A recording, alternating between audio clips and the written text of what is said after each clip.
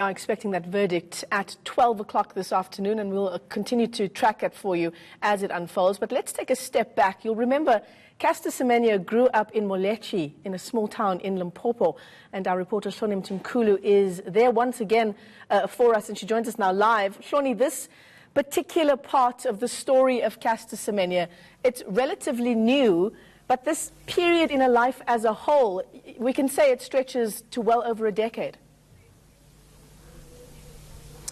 Yes, Michelle, good morning. We know that, as you say, that this whole situation stretches to about a decade when in 2009, Caster, at just 18 years of age, burst onto the athletics scene, winning gold at the Berlin World Championships. And even then, even before the World Championships, there had been murmurs around her and what the IAAF was going to do. And we know that following the World Championships and following her win in that 800 meters, she was then sent for gender verification tests. Tests that we know weren't actually approved by her. We know that at last year's Ministerial Inquiry into SASCOC, we know that a former ASA board member, Lorraine Lane, said that at the time she was told by Caster that she wasn't aware that she was signing consent for those gender verification tests. She thought that she was signing for something else. So we know that that happened, and that forced her to miss some of the season of 2010. We know she missed some of the athletics meets then before all of that was sorted out. And of course, since then, it's been an ongoing thing. It sort of died down for a bit, and she was able to take part in the 2012 Olympics. And she was able to take part in the 2016 Rio Olympics. But even around that time at the 2016 Rio Olympics, there was already talk that the IAAF was thinking of implementing new regulations. That was, of course, because their previous regulations on hyperandrogenism had been suspended by the Court of Arbitration for Sport in 2015. And this, of course, culminated in their announcement in April of last year that they were implementing these new rules. Yeah, it's a complicated background, isn't it, Hloni? And you're in Caster Semenya's hometown for us now. Is there a sense of the enormity of this decision today? So we have just arrived, so we haven't been able to track people yet. But I must say that when we were here 2 months ago, when we spoke to people, they weren't quite aware of the gravity of this specific incident. But they knew that over the past 10 years, there have been questions around Caster in terms of that 2009 situation around her gender, and that it's been an ongoing thing, and that every time there is a media uproar or there is attention on it, it is to do with that. So this specific one, as you say, it is a very complicated one this time around, but we know that, and they certainly know, the community certainly know that there is always talk around and there are always doubts about or questions around her. And that's a race, is that a racetrack you're standing at, Hloni? It is. So this is the track, one of the first tracks where Caster Semenya, I suppose, started her early career. It is at the Bakwena Senior Secondary School. She went to Ntema Senior Secondary School, but was brought to this track here where when she was discovered, because she used to play football and she used to run as well, but they did discover that she has a love for athletics, and she did say that she would like to run and take this further, and she was brought to the Bakwena Senior Secondary School track here and she was coached initially by Ezekiel Ramahotsa in her very early days in primary school. There is very little to see of when you look at where she runs at the moment, she was at the SA Senior Championships in Germiston this past weekend. And when you look at that track and when you look at what you see here now, it is very much a hometown track or a track from a village somewhere. And the lines that you see here, when I had spoken to Ezekiel Ramahotsa before, he had said that the tracks weren't previously there when Caster used to run. So these are things that were added in the years since she was there. And it is very, obviously, if you can see that it is the grass is overgrown. There are animals that are grazing. I think those are donkeys that are grazing.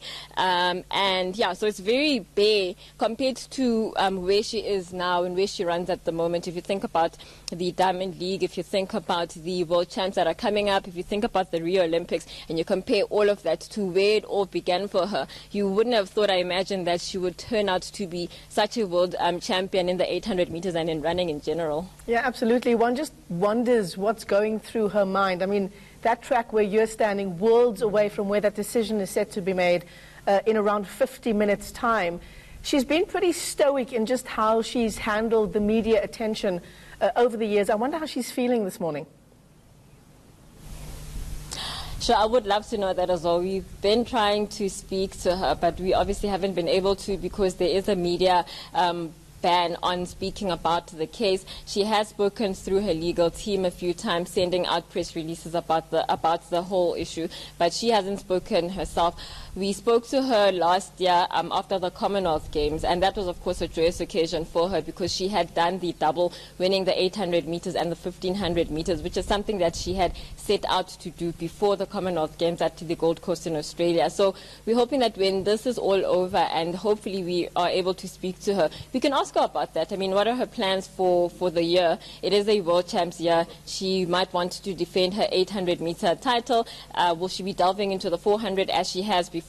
Will she be doing the 1500 as well? You know, so it would be interesting to hear what her thoughts are around that. And of course, next year is a big year for the Tokyo Olympics, and we would want to hear, apart from all of this that's happened around the IAAF and the Court of Arbitration for Sport, what her plans are for the year. And the Diamond League is starting this month, actually. It is May. So we'd also want to hear what her plans are for that as well. Yeah, absolutely. Thanks very much for that. My colleague, Hloni Mtimkulu, is live to us there from Caster Semenya's hometown as we continue to count down to that verdict. Let's give you some background on the story now.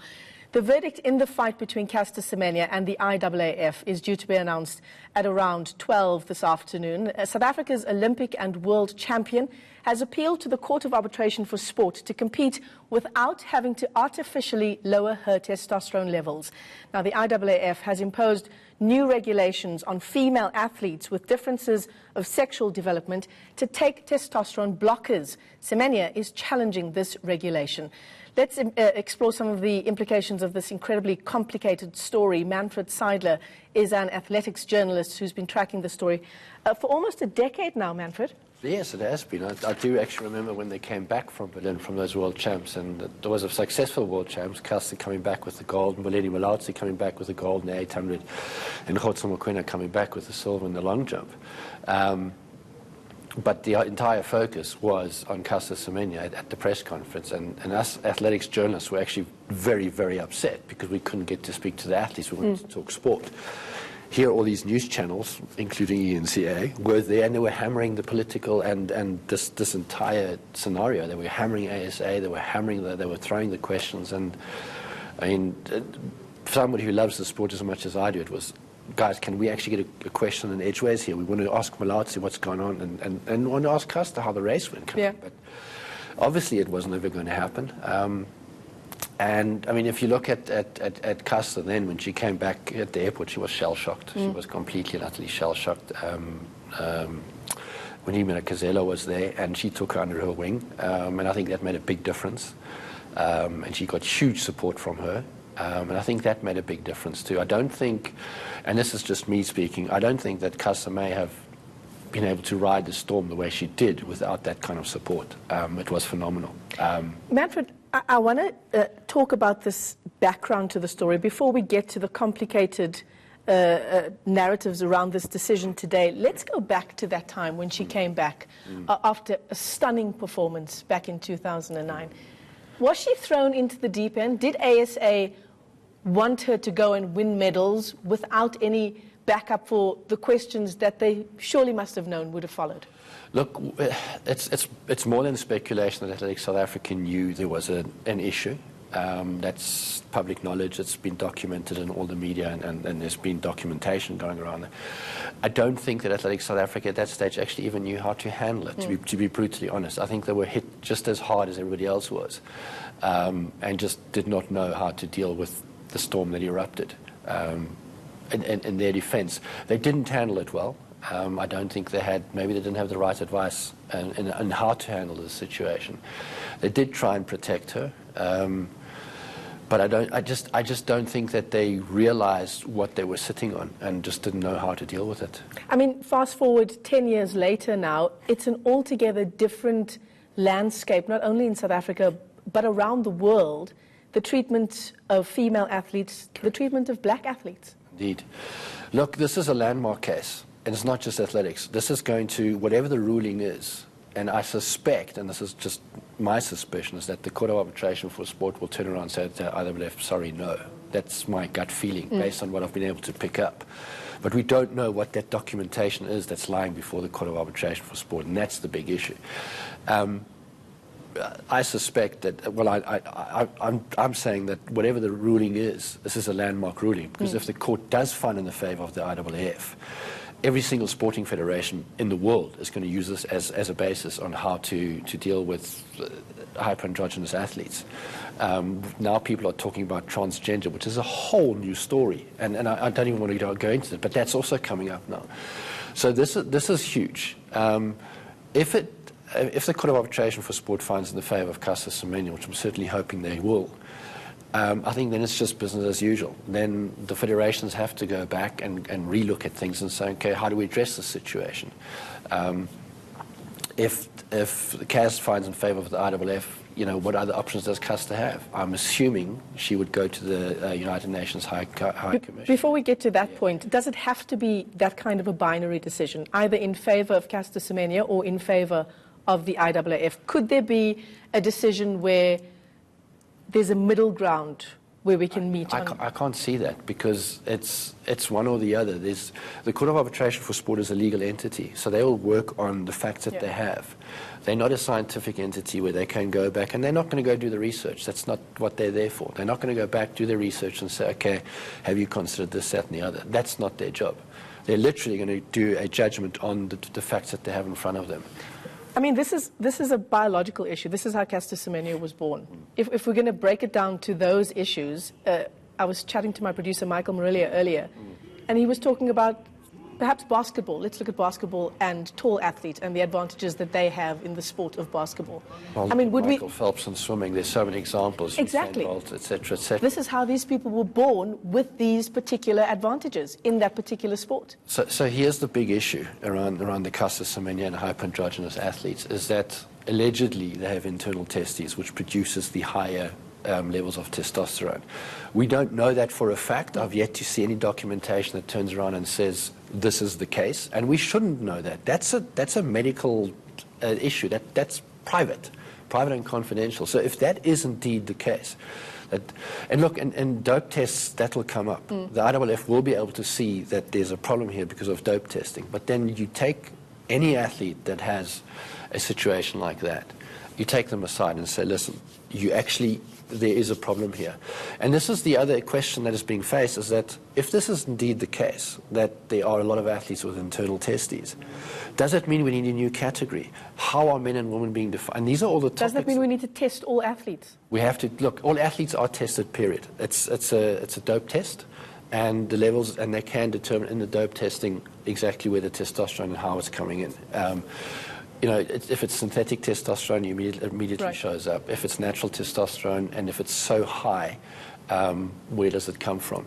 The problem the IAAF has is that they focused on these disciplines 400 to the mile, which are the events that Caster's competing in. They've done their own research, haven't they, in terms of how this increase in testosterone levels only affects particular sporting codes? Correct. There's a flaw in that, though, because in the throwing events, the discus and the shot put and the hammer, and amongst the women, there are ratios of higher testosterone, allegedly, than we're finding what they're accusing a Caster of. So there's so many. That's why I'm thinking that the Court of Arbitration for Sport will probably find in the favour of Caster. Just because there are so many permutations. There's no conclusive proof, but that's what we know. We just simply don't know what has been given to the Court of Arbitration for Sport, and it has got me nervous, although I'm optimistic that Caster should win the case. Let's talk about the treatment of black athletes, the treatment of female athletes. There have been more than murmurings around the IAAF. Overt racism, not so overt. Even the decisions that they make. I'm thinking back to one decision around long-distance runners. I mean, is that an issue that this CAS decision might also be looking at? No, that's a separate issue. What has happened is that the IAAF have turned around and has said, according to their research, where they've involved all their stakeholders, fans, TV broadcasters. But who are those stakeholders? Well, according to them, it's fans, TV broadcasters, federations, athletes, etc., that the sport, middle distance running is boring. And my counter to that is, have you watched London Marathon? How can you say that was boring? Eliud Kipchoge just smashed it again, and how can you say it was boring? It's questionable when these decisions are all decisions that affect primarily black Correct. African athletes. And that's why there is this underlying feeling amongst African journalists that this is overt racism. And whether or not that's the case, again, I don't have any facts to turn around and say this is the case, but it's been thrown out there and the questions have been asked. And the simple reason that I'm inclined to believe that there's undertones of racism is quite simply the fact that neither Kenya nor Ethiopia, the middle distance countries in the world, were consulted about that rule. So I'm going, hang on a second. Which is absurd. Correct. It makes no sense whatsoever. And you know, they turn around and say, well, it's marketing. Well, look at how well London Marathon marketed itself.